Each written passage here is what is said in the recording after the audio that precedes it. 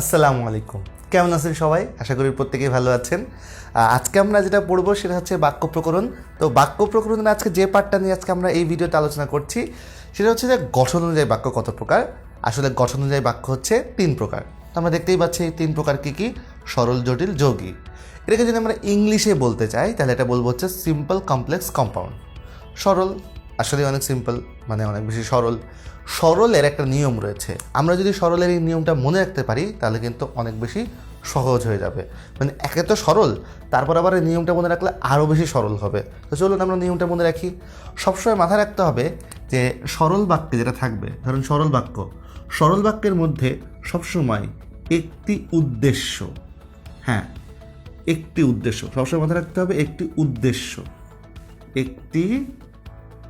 একটি উদ্দেশ্য। আচ্ছা, এখন এই একটি উদ্দেশ্যের সাথে আর একটা জিনিস মাথায় রাখতে হবে, একটি সমাপিকা ক্রিয়া, সমাপিকা ক্রিয়া থাকবে।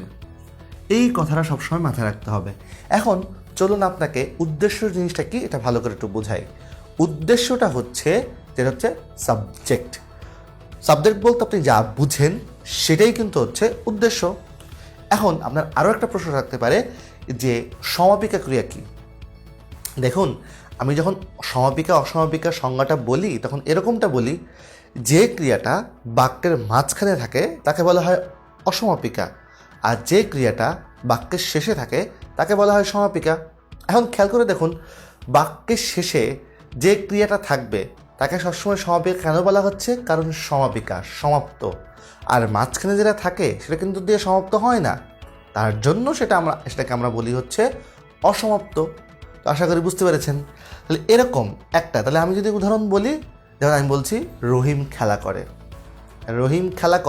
খেয়াল করে দেখেন শেষে কিন্তু একটাই সমাপিকা ক্রিয়া রয়েছে এবং রহিম এখানে কিন্তু উদ্দেশ্য বা কর্তা সেটা কিন্তু একটাই। তো এই ধরনের বাক্যগুলো সবসময় কী হয়? সরল হয়।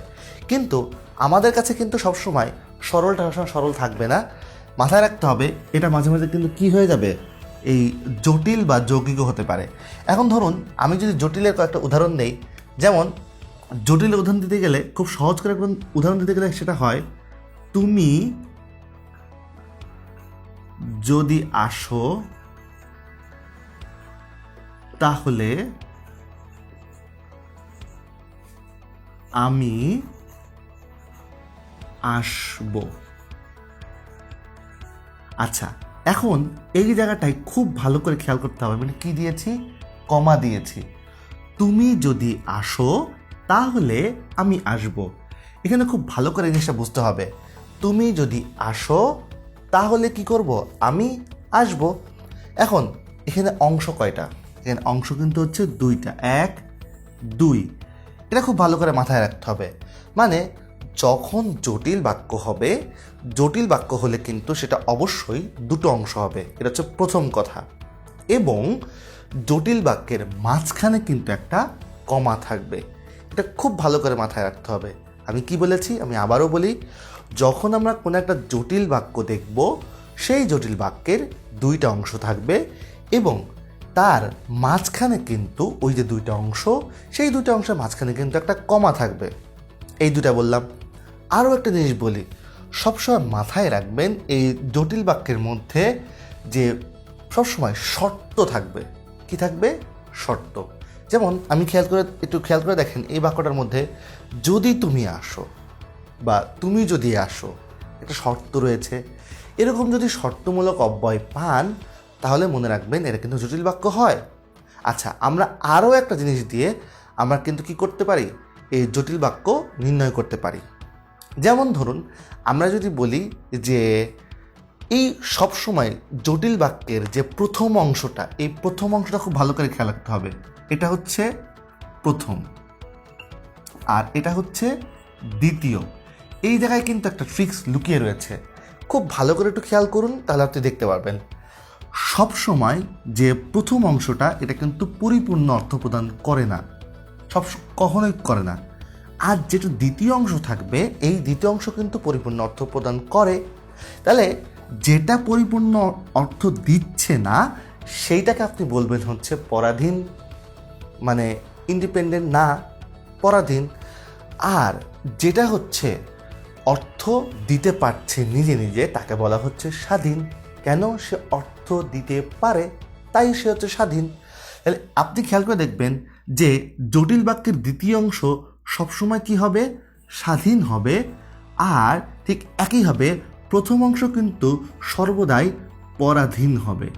তো আমি যদি এই বিষয়গুলো খেয়াল রাখি তাহলে কিন্তু আমি সহজেই বুঝতে পারবো। তাহলে দ্বিতীয় অংশ স্বাধীন হবে আর প্রথম অংশ কি হবে? পরাধীন হবে। তাহলে এই স্বাধীনের একটা নাম রয়েছে, সেটা হচ্ছে আশ্রিত খণ্ডবাক্য। আর এটাকে আরেকটা নাম হচ্ছে মানে পরাশ্রয়ী, মানে হচ্ছে অন্যের আশ্রয়ে থাকে। তাহলে এই কথাগুলো কিন্তু সবসময় আমরা মানে এটা হচ্ছে স্বাধীন খণ্ডবাক্য আর এটা হচ্ছে আশ্রিত খণ্ডবাক্য। পরাধীনকে যদি কখনো আশ্রিত লেখা থাকে, আশ্রিত মানে কি? অন্যের আশ্রয়ে থাকে। তো এই জন্য পরাধীনকে যদি কেউ কখনো আশ্রিত বলে আপনি কিন্তু একদমই ঘাবড়ে যাবেন না, একই কথা কিন্তু। আশা করি বুঝতে পেরেছেন। তো এই বিষয়গুলো দেখে কিন্তু আমরা খুব সহজেই চিনতে পেরে গেলাম যে কোনটা হলো জটিল।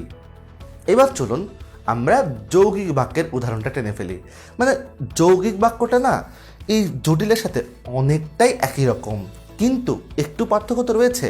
চলুন আমরা সেই পার্থক্যটা নির্ণয় করার চেষ্টা করি। প্রথমত আমরা একটা যৌগিক বাক্য লিখব। সেই যৌগিক বাক্যটা হচ্ছে এরকম যে ছেলেটি মেধাবী। কিন্তু এই যে দেখুন এইটার দিকে খুব ভালো করে তাকান, এই কিন্তুটা হওয়ার কারণে এই কিন্তু দিয়ে কিন্তু আপনি খুব ভালো করে চিনবেন। মানে একমাত্র আপনার কিন্তুটাই হচ্ছে একমাত্র জায়গা যেই কিন্তু দিয়ে আপনি খুব সহজেই হচ্ছে এই যৌগিক বাক্য নির্ণয় করতে পারবেন। কারণ এখানে থাকবে হচ্ছে কমা আর এখানে থাকবে হচ্ছে কিন্তু। এইটা দিয়ে হচ্ছে সবার আগে আপনি নির্ণয় করতে পারবেন। মানে আমি যদি আর কোনো কিছু না তাকাই, আর যদি কোনো কিছু মনে না রাখি, আমি যদি দুনিয়ার সব কিছু যদি ভুলে যাই, এই একটা জিনিসের দিকে তাকিয়ে কিন্তু আমি খুব সহজে নির্ণয় করতে পারবো। সেটা হচ্ছে যে যদি দুটো অংশের মাঝখানে যদি আমি কমা দেখতে পাই তাহলে সেটা হচ্ছে কি হবে?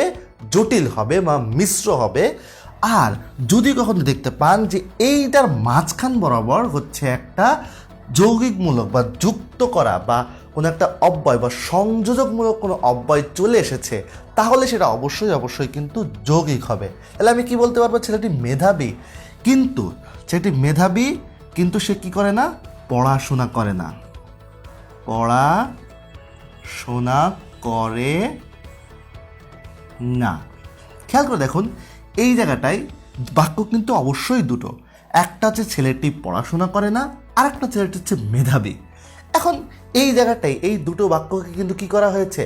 একসাথে করা হয়েছে। একসাথে কীভাবে করা হলো? কিন্তু দিয়ে। এই কিন্তু হচ্ছে সংযোজকমূলক অব্যয়।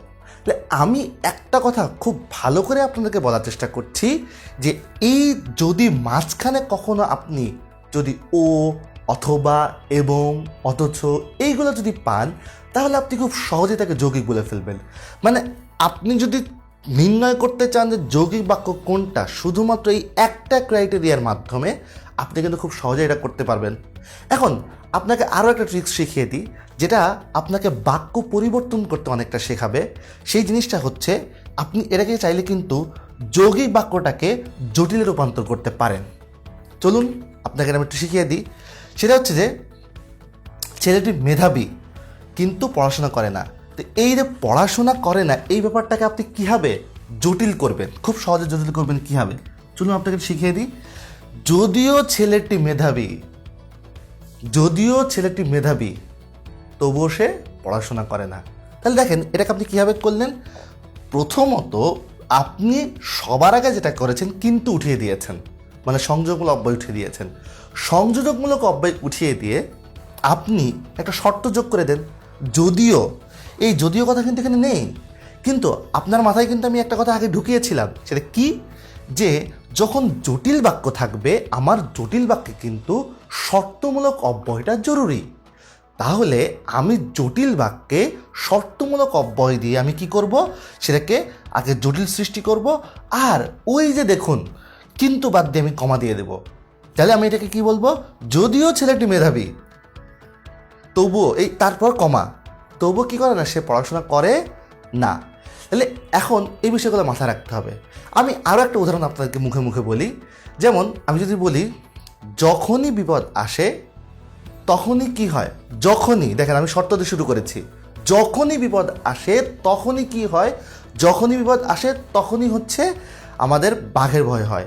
এখন তাহলে বা দুঃখ আসে, বা যখনই বিপদ হয় তখনই দুঃখ আসে, এই যে কথাটা খেয়াল করে দেখুন, যখনই তখনই, যখনই তখনই, এটা হচ্ছে শর্তমূলক অব্যয়। মানে এটাকে আপনি শর্ত দিয়ে যদি তৈরি করেন, মানে আপনি যদি ইংলিশে এটা ভাবতে চান তাহলে এটাকে কন্ডিশনাল সেন্টেন্স বলতে পারেন। ইংলিশে কন্ডিশনাল সেন্টেন্সগুলো কিন্তু আপনি বাংলায় জটিল বলতে পারেন। এখন এখানে আপনি কন্ডিশন দিয়ে শুরু করলেন, যখনই বিপদ আসে তখনই কি আসে, দুঃখ আসে। এই কথাটাকে আপনি যদি এখন যৌগিক করতে চান তাহলে আপনি কীভাবে করবেন, এটা খুব ভালো করে দেখেন। বিপদ এবং আসে কী কী জিনিস, দুঃখ এবং বিপদ। তো তাহলে আপনি বলেন দুঃখ এবং বিপদ, এই যে আমি দুঃখ এবং বিপদটা কি একসাথে আসে, এই যে আপনি এবং ব্যবহার করলেন না, এই এবং ব্যবহার করার কারণে কিন্তু এটা কি হয়ে গেল, যৌগিক হয়ে গেল। মানে কথা হচ্ছে যখনই আপনি, মানে এই কথাটাকে আমি একটু যদি সামারি করি বা সাম আপ করি, সেটা হচ্ছে এরকম হয়, যখনই আপনি এই কিন্তু বা যে কোনো সংযোজকমূলক অব্যয়, যদি আপনি ইংলিশে চিন্তা করেন তাহলে বলবো কনজাংশন, যদি কোনো ধরনের কোনো কনজাংশন দেখতে পান তাহলে কিন্তু এটা কি হবে, এটা অবশ্যই কিন্তু এই কনজাংশন দেখতে পেলে বা এটা যেটাকে বাংলায় বলা হচ্ছে সংযোজকমূলক অব্যয়, এটা যদি হয় তাহলে কিন্তু কি হবে, তাহলে কিন্তু এটা অবশ্যই এটা কি হবে, এটা হচ্ছে এখানে কিন্তু যৌগিক হয়ে যাবে। তা আমরা এখন কি করব, বেশ কিছু প্রশ্ন উত্তর দেখব, যে প্রশ্ন উত্তরগুলো বিভিন্ন সালে কিন্তু আমাদের কি এসেছে, পরীক্ষা এসেছে। আমরা যদি এরকম কয়েকটা প্রশ্ন উত্তর দেখি, তাই দেখেন আমরা আমাদের প্রথম পর্বে বেশ কয়েকটা জিনিস পড়েছিলাম। তো সেই জায়গা থেকে আমরা এখন এই প্রশ্ন উত্তরগুলো একটু সলভ করব। তো চলুন, বলা হচ্ছে কোন বাক্যাংশটি গুরুচণ্ডালী দোষযুক্ত। গুরুচণ্ডালী দোষযুক্ত কীরকম হবে, এই যে খুব ভালো করে দেখুন, গুরুচণ্ডালী দোষযুক্ত হচ্ছে ঘোড়ার শকট। কেন, ঘোড়া এটা একটা চলিত, আর শকট কিন্তু সাধু, তাহলে সাধু চলিতর মিশ্রণকে কী বলা হচ্ছে, সাধু চলিতর মিশ্রণকে গুরুচণ্ডালী বলা হচ্ছে। আশা করি আপনি বুঝতে পেরেছেন। এরপর খেয়াল করে দেখুন কি বলা হচ্ছে, আকাঙ্ক্ষা, আসক্তি, যোগ্যতা বাক্যের কি, অবশ্য বাক্যের এটা গুণ, এটা বুঝতে পেরেছেন। তারপর চলুন আমি পরেরটা চলে যাই, আমার হৃদয় মন্দিরে আশার বীজ কি হলো, উক্ত হইল। এই জায়গায় আসলে কি দোষ আছে, এখানে গুরুচণ্ডালী দোষ। এখানে গুরুচণ্ডালী দোষটা এই কারণে রয়েছে, আপনি খেয়াল করে দেখুন যে মূলত গুরুচণ্ডালী দোষটা এখানে মূলত হচ্ছে উপমার ভুল প্রয়োগ। আচ্ছা, এরা যদিও লাল কালিদের রয়েছে হচ্ছে গুরুচণ্ডালী দোষ, কিন্তু এখানে গুরুচণ্ডালী, সেখানে উপমার ভুল প্রয়োগ হবে। কেন হবে আমি একটু বুঝিয়ে বলি। সে হচ্ছে যে আমার হৃদয় মন্দিরে আশার বীজ উপ্ত হলো। আপনি একটু খেয়াল করে দেখুন, আশার বীজ যদি উপ্ত হয়, বীজ উপ্ত হয় কিসে, মন্দিরে নাকি ক্ষেত্রে? তাহলে আমার হৃদয় মন্দিরে না বলে কী ভালো হবে, আমার হৃদয় ক্ষেত্রে, বা আমার হৃদয় ক্ষেত্রে হবে। আচ্ছা, এখানে কিন্তু এই হৃদয় ক্ষেত্রে বলতে কোনো একটা স্থান বা জায়গা বোঝায়। এখন একটু খেয়াল রাখতে হবে যে এই যে হৃদয় ক্ষেত্রে, এই বিষয়টা কিন্তু আমাকে মাথায় রাখতে হবে যে ক্ষেতে যে ক্ষেত, জায়গা, স্থান, সেখানে কিন্তু কী হয়, বীজ উপ্ত হয়, মন্দিরে হয় না, মন্দিরে বীজ উপ্ত হয় না। তো এটা হচ্ছে উপমার ভুল প্রয়োগ। এই লালকালি, এই গুরুচণ্ডালীর কিন্তু সঠিক উত্তর নয়। আশা করি আপনি বুঝতে পেরেছেন। এরপর দেখুন আমরা পরেরটা কি বলছি, যে বাক্যের অর্থ পরিষ্কারভাবে বোঝার জন্য এক পদের পর অন্য পদের শোনার ইচ্ছাকে কি বলা হয়, আকাঙ্ক্ষা বলা হয়। আশা করি এটা বুঝতে পেরেছেন। তারপর হচ্ছে যে কি বলা হচ্ছে, বাক্যের উদ্দেশ্য কত প্রকার, উদ্দেশ্য দুই প্রকার, যে সাবজেক্ট প্রেডিকেট, অর্থাৎ উদ্দেশ্য এবং বিধেয়। আশা করি দুঃখিত, বাক্যের উদ্দেশ্য দুই প্রকার হচ্ছে, একটা হচ্ছে সরল উদ্দেশ্য আর একটা হচ্ছে সম্প্রসারক উদ্দেশ্য। এইটা হচ্ছে, এটা কিন্তু গুলায় ফেলবেন, আমি নিজে কিন্তু গুলায় ফেলেছি, আপনারা কিন্তু এরকম গুলায় ফেললে কিন্তু একদম বুঝতেই পারছেন। আচ্ছা, তারপর চলুন, বলা হচ্ছে হাশেমের ভাই এসেছে, হাশেমের ভাই এসেছে। তাহলে এখানে সম্প্রসারকটা কে ছিল, এখানে কে এসেছিল, ভাই এসেছিল, এতটুকু লিখলেই কিন্তু হতো। কিন্তু আমি আবার কথাটা আর একটু বাড়িয়েছি, কি বলেছি, হাশেমের ভাই, উদ্দেশ্যকে বাড়ানো হয়েছে। উদ্দেশ্যকে বাড়ানো, সম্প্রসারণ করলে কি হবে, উদ্দেশ্যের সম্প্রসারক কি হবে, এই জন্য এরা উদ্দেশ্যের সম্প্রসারক হবে। আশা করি বুঝতে পেরেছেন। এবার চলুন, বলা হচ্ছে কোনটি সরল বাক্যের উদাহরণ? সরল বাক্য ওই যে আমি একটু আগেই পড়াচ্ছিলাম, সরল বাক্য সেটাই হবে যেটা হচ্ছে একটা কর্তা আর একটা কি থাকবে, সমাপিকা থাকবে। তা আমাদের মনে হয় যে বাক্যটা খুব সহজ এবং ছোট এবং একটা কর্তা একটা সমাপিকা ক্রিয়া রয়েছে, তো সেটাই হবে এখানে। আপনি খেয়াল করে দেখুন, পুকুরে পদ্ম ফুল ফুটে, এটাই হচ্ছে বেসিক্যালি একটাই কর্তা আর একটাই হচ্ছে সমাপিকা ক্রিয়া রয়েছে। আশা করি আপনি এটা খুব সহজে ধরতে পারছেন। বাদ বাকিগুলো তো হবেই না, কারণ এখানে দেখুন এখানে কমা রয়েছে, তো মাঝখানে যেহেতু কমা রয়েছে বড় বাক্য, তার মানে এটা কখনোই কী হবে না, এটা অবশ্যই কী হবে না, সরল বাক্যের উদাহরণ হবে না। বুঝতে পারছেন? আচ্ছা, এবার চলুন আমি পরেরটাতে যাই। সেটা কি বলা হচ্ছে? পরেরটাতে বলা হচ্ছে যে তার বয়স হলেও বুদ্ধি হয়নি। এখন দেখুন, বয়স হলেও বুদ্ধি হয়নি, এই বাক্যটা কিন্তু খুব ক্রিটিক্যাল। কেন? তার বয়স হলেও, এরকম একটা কথা শুনে আমাদের কি মনে হয়? সবসময় মনে হয় এটা মনে হয় যৌগিক বাক্য, মানে জটিল বাক্য হবে না। আপনাকে দেখতে হবে এখানে কিন্তু আসলে কর্তা কিন্তু একটা এবং ওই সমাপিকা ক্রিয়া কিন্তু একটা। কারণ এটা যদি জটিল বাক্য হতো মাঝখানে তো সে কমা কই, স্বাধীন পরাধীন কই, এগুলো লাগবে না। যদি এগুলো না থাকে আপনি এটা জটিল বলতে পারেন না। তাহলে আশা করি এই জায়গাটায় কিন্তু ভড়কে যাবেন না, এটা কিন্তু অনেক কঠিন প্রশ্ন তুলনামূলকভাবে। আমরা কিন্তু এই ধরনের বাক্য দেখে সবার আগে হচ্ছে জটিল বাক্য দিয়ে দিই, এটা করা যাবে না। আশা করি বুঝতে পেরেছেন। এবার চলুন আমরা পরবর্তীতে যাই, সেটা হচ্ছে যে কোনটি জটিল বাক্য। হ্যাঁ, এইবার এসে দেখুন এখানে কি রয়েছে, এখানে তো ঘ নম্বর তো হবেই না। কেন হবে না? কারণ দেখাই যাচ্ছে ওটা দুইটা ভাগ নেই, দুটো অংশ নেই। আচ্ছা, এখানে আমি কিন্তু দেখতে পাচ্ছি, কিন্তু যেহেতু রয়েছে তার মানে এটা কি অবশ্যই যৌগিক। আচ্ছা, এবার চলুন এখানেও কিন্তু কোনো ভাগ দেখতে পাচ্ছি না, তার মানে ওটাও হবে না। এই যে দেখুন মাঝখানে কমা দেখতে পাচ্ছি, আবার ভাগ রয়েছে, তার মানে সিস্টেম ওয়াইজ যদি আপনি একটু তাকান খুব সহজেই বুঝতে পারবেন কোনটা জটিল। আশা করি উত্তরটা পেয়ে গিয়েছেন। অন্যগুলো কেন জটিল না সেই উত্তরটাও পেয়েছেন। আচ্ছা, এবার চলুন এবার হচ্ছে আমরা পরেরটা যদি দেখার চেষ্টা করি তাহলে আমরা এরকমটা দেখতে পারবো। সেটা হচ্ছে যে আমি বহুবার স্কুল পালিয়েছি কিন্তু রবীন্দ্রনাথ হতে পারিনি। এটা কি ধরনের গঠন অনুসরণ করে? এই যে দেখুন ব্যাপারটা হচ্ছে মাঝখানে কিন্তু যেহেতু রয়েছে, আমি এক কিন্তুর দিক তাকে এটা যোগী বুঝাতে পারবো, শেষ। কারণ এটা সংযোগমূলক অব্যয়। আশা করি আপনি খুব সহজে বুঝতে পারছেন। আচ্ছা, এবার দেখুন বলা হচ্ছে যে পরিশ্রম করে সেই সুখ লাভ করে, এটি মূলত কি ধরনের বাক্য হতে পারে? এখন এটা খুব সহজ, যে প্রথমত দুটো ভাগ রয়েছে, মাঝখানে কমা রয়েছে, আপনি এটাকে মিশ্র বাক্য বলতে কিন্তু আপনার সময় লাগবে না। আচ্ছা, এরপর দেখুন হাতিগুলো আকাশে উড়ছে, এই বাক্যটি কোন গুণের অভাব রয়েছে? কারণ খেয়াল করে দেখুন আকাশে কি হাতি উঠতে পারে? আকাশে তো পাখি উড়ে। যেহেতু বাস্তবের সাথে মিল নেই, বাস্তবের সাথে মিল না থাকা কি বলা হয়ে থাকে? বোঝাই যাচ্ছে যোগ্যতা। তো এই বাস্তব অর্থের মিল না থাকাকে কী বলা হয়? যোগ্যতা। তো আশা করি আপনি খুব সহজেই বুঝতে পারছেন। তাহলে এইভাবে যদি আপনি একটু প্র্যাকটিস করে ফেলেন, তাহলে এই বিগত সালে আসা যে প্রশ্নগুলো, এই প্রশ্নগুলো আপনি দেখলেন তো কেমন প্রশ্ন, তো এই প্রশ্নগুলো আপনি একটু খেয়াল রাখবেন ভালো করে, তাহলে দেখবেন আপনার পরীক্ষা সবচেয়ে ভালো হচ্ছে। তাহলে আপনি খুব মনোযোগ দিয়ে প্র্যাকটিস করবেন। আশা করি আপনাদের প্রত্যেকেই আমাদের যে ভিডিওগুলো দেখতে পাচ্ছেন সেখান থেকে অনেক উপকৃত হবেন। এবং আজকের মতো ভিডিও এখানেই শেষ করছি।